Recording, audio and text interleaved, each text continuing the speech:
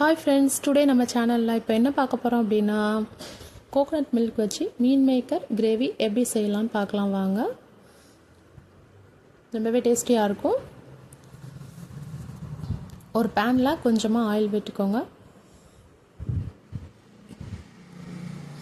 தென் பே leaves, பட்டை, அப்புறம் கொஞ்சம் சோம்பு கொஞ்சம் எக்ஸ்ட்ரா வேணாலும் போட்டுக்கோங்க. ரொம்பவே டேஸ்டியாக இருக்கும்.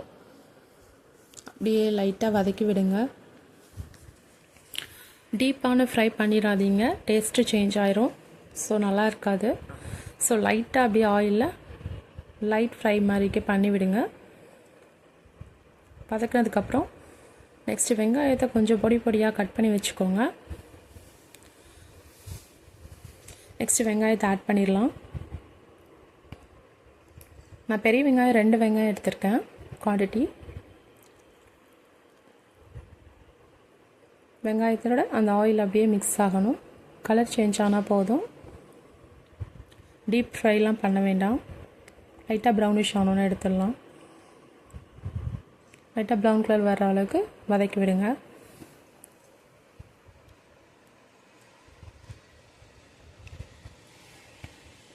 இப்போ நமக்கு நல்லாவே தெரியுது கலர் சேஞ்ச் ஆகிருக்கு. இந்த நெக்ஸ்ட்டு இஞ்சி பூண்டை நான் அப்படியே நச்சு வச்சுருக்கேன்.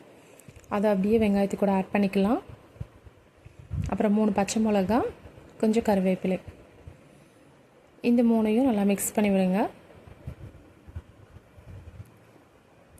இஞ்சி பூண்டு பேஸ்ட்டு பச்சை வாசனை போகிற அளவுக்கு நல்லா வதக்கி விடுங்க.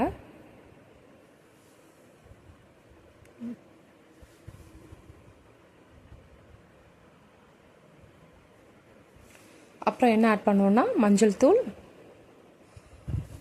மிளகாய்த்தூள், தனியாத்தூள் 3 தூளையும் ஆட் பண்ணிவிட்டு அப்படியே மிக்ஸ் பண்ணி விடுங்க.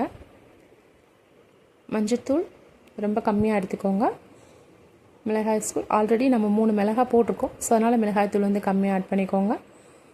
தனியாத்தூள் 1 ஸ்பூன் ஆட் பண்ணிக்கோங்க. தென் கரம் மசாலா இப்போ வந்து நான் காஷ்மீரி சில்லி பவுடர் ஆட் பண்ணுறேன். காஷ்மீரி சில்லி பவுடர் வந்து ஆப்ஷன் தாங்க, வீட்டில் இருந்தால் எடுத்துக்கோங்க, இல்லைன்னா அவாய்ட் பண்ணிடுங்க. ஸோ நல்லா வதக்கி விடுங்க.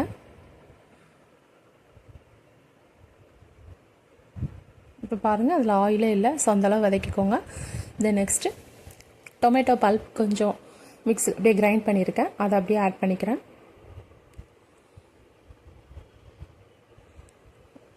ஸோ நீங்கள் கேட்கலாம், டொமேட்டோ வந்து நம்ம குட்டி குட்டியாக நறுக்கி கூட ஆட் பண்ணலாம். அப்படி கூட பண்ணலாங்க. பட் எனக்கு இந்த டொமேட்டோ பல்ப்பு இதில் ஆட் பண்ணும்போது கிரேவி கன்சிஸ்டன்சி நல்லாவே கிடைக்கும். ஸோ அதுக்காக தான் நான் அந்த மாதிரி பண்ணியிருக்கேன்.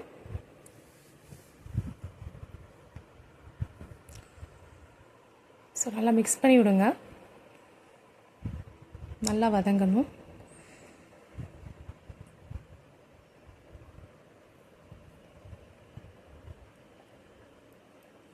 கோகோனட் மில்க் வச்சு பண்ணும்போது இதோட டேஸ்ட் ரொம்பவே அருமையாக இருக்கும். இந்த மாதிரி பபிள்ஸ் வருது. இந்த நெக்ஸ்ட்டு பொட்டேட்டோ இந்த மாதிரி பீல் பண்ணி வச்சுக்கோங்க. மீடியமான சைஸில் கட் பண்ணிக்கோங்க. உங்களுக்கு எந்த சைஸ் சாப்பிட பிடிக்குமோ, சப்பாத்தி கூட, ரைஸ் கூட, ஸோ அந்தளவு நீங்கள் கட் பண்ணி வச்சுக்கோங்க. நான் மீடியமாக கட் பண்ணியிருக்கேன் பொட்டேட்டோவை. பீல் பண்ணிவிட்டு ஆட் பண்ணிங்கன்னா நல்லாயிருக்கும். பீல் பண்ணாமல் ஆட் பண்ணாதீங்க. ஸோ உங்களுக்கு கிரேவி கன்சிஸ்டன்சி வேணும் அப்படின்னா தண்ணி அதுக்கு தகுந்த மாதிரி விட்டுக்கோங்க. ரொம்ப கட்டியாக வேணும் அப்படின்னா தண்ணி குவான்டிட்டி கம்மியாக விட்டுக்கோங்க. எனக்கு குழம்பு மாதிரி வேணும் அப்படின்னா கொஞ்சம் கிரேவி நல்லா ஆட் பண்ணிக்கோங்க, தண்ணி நல்லா விட்டுக்கோங்க. மசாலாஸும் உங்களுக்கு குழம்பு மாதிரி வேணும் அப்படின்னா நான் சொன்ன குவான்டிட்டியிலேருந்து கொஞ்சம் ஜாஸ்தியாக நம்ம ஆட் பண்ணிக்கணும். உங்களோட டேஸ்ட்டுக்கு ஏற்ற மாதிரி பார்த்துக்கோங்க. கொஞ்சமாக நான் கல்லுப்பு ஆட் பண்ணியிருக்கேன்.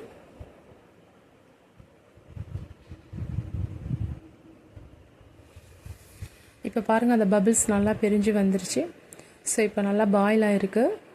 பொட்டேட்டோஸ்லாம் பாருங்கள் நல்லாவே குக் ஆகிருக்கு. ஸோ இப்போவே நமக்கு அந்த கிரேவி கன்சிஸ்டன்சி தெரியுது. நல்லா கொதிக்குது. இந்த நெக்ஸ்ட்டு மீல் மேக்கர் ஆல்ரெடி நான் பாயில் பண்ணி வச்சுருக்கேங்க. என்னெல்லாம் மீல் மேக்கர் பாயில் பண்ணும்போது நான் போட்டேன் அப்படின்னா கொஞ்சம் மஞ்சத்தூள், அப்புறம் வந்து உப்பு போட்டு பாயில் பண்ணி ஃபில்டர் பண்ணி எடுத்து வச்சிட்டேங்க. இந்த நெக்ஸ்ட்டு ஒரு கைப்பிடி தேங்காய் எடுத்துக்கோங்க. எடுத்துகிட்டு கோகோனட் மில்க் எடுத்து வச்சுட்டு அதை அப்படியே ஆட் பண்ணிக்கோங்க. ஆட் பண்ணிட்டு அப்படியே மிக்ஸ் பண்ணி விடுங்க. இந்த டிஷ்ஷோட மெயினே என்ன அப்படின்னா கோகோனட் மில்க் தான். ஸோ ரொம்ப அருமையாக இருக்கும் டேஸ்ட்டு.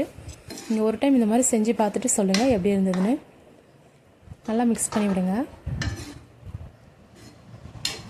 உங்ககிட்ட பெரிய மீல் மேக்கர் இருந்தாலும் பெரிய மீல் மேக்கர் ஆட் பண்ணிக்கோங்க, ரொம்பவே நல்லாயிருக்கும்.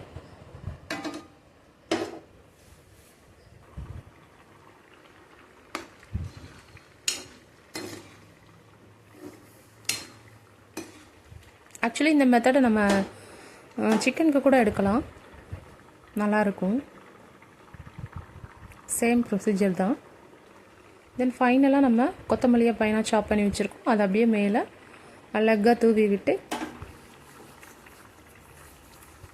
ஒரு 2-3 மினிட்ஸ்க்கு பாயில் பண்ணிவிட்டு அப்புறம் எடுத்து பாருங்கள். கமன்னு வீடே மணக்குங்க, அவ்வளோ அருமையான டேஸ்ட்டாக இருக்கும். ஸோ நீங்களும் வீட்டில் செஞ்சு பாருங்கள் இந்த டிஷ்ஷை.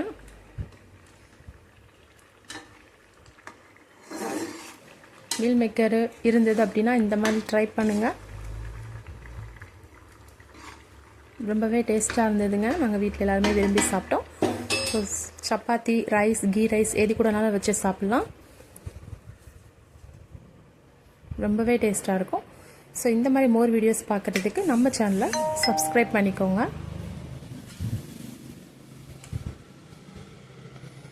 தேங்க்யூ ஃபார் யுவர் வாட்சிங் திஸ் வீடியோ. இல்லைங்க, என்னோடய ஹஸ்பண்ட்க்கு இந்த மாதிரி செஞ்சு கொடுத்தேன், ரொம்பவே அசந்து போயிட்டாங்க. நீங்களும் உங்கள் ஹஸ்பண்ட்க்கு இந்த மாதிரி செஞ்சு கொடுங்க, ரொம்பவே அசந்து போயிடுவாங்க.